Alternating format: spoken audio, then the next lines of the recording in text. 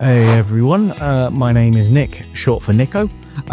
Just to let you know, technical trainer and international man of mystery. I train AI, Python, machine learning, data science, SQL. I spend 50 weeks a year abroad throughout the Middle East, Europe, US, South America, everywhere. So I've been asked to answer a couple of questions. So what did I learn on the ACT program? I essentially learned some new stuff that I hadn't learned on previous courses.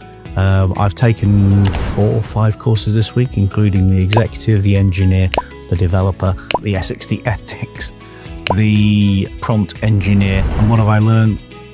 They are extremely well thought out. The user interface is beautiful. I don't want to go into too many details to give it away, but the layout, the method, the interaction is absolutely, it's superior to all the other accreditations that I deliver. So how will I be applying it in real life? Well, as I said, I'm a technical trainer. I'm also a contractor, but I will be delivering these courses for AICERTs and various other people over the years.